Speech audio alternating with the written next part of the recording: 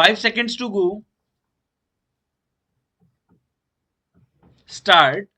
Sir, concern has been voiced in the report on the threat from the sea that is the Indian Ocean.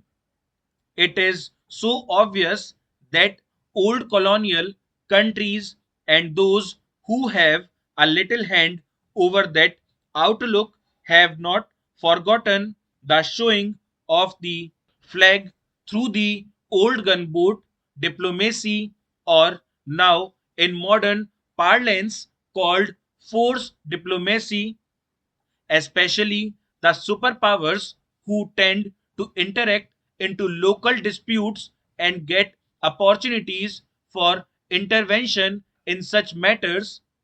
No presence of any external powers is what we stand for, and this is what our aim should be. But together with this, we should not neglect the littoral states of the Indian Ocean. Four of these littoral states have got a very modern, well developed submarine arm. Seven of them have got the latest guided missiles, and one of them has made a very big base right next to the neighbor in the west into the Indian Ocean, which looks meaningfully. I am saying this because we should not be caught up in the Diego Gracia affairs, but we should view the whole situation with more practicality. The only way to solve this problem in time to come is to build up our own naval power.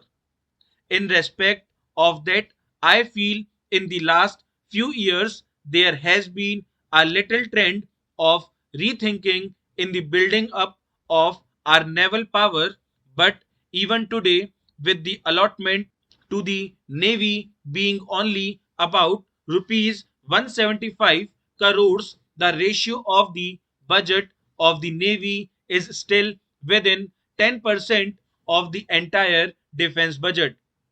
Modern countries having a navy worth the name are spending at least one third of their defense budget on the navy. Whatever constraints hold us from doing so is best for the minister to look into, but my plea would be that the Navy deserves much greater attention than it has so far received.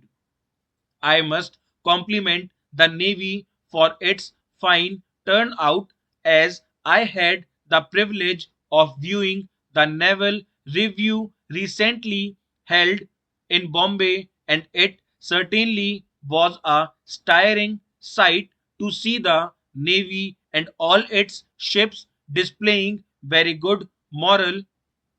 The task of the Navy being a dimensional service is only to defend the country's long coastline, its trade and sea lanes, but also to patrol and keep good watch on potential threats.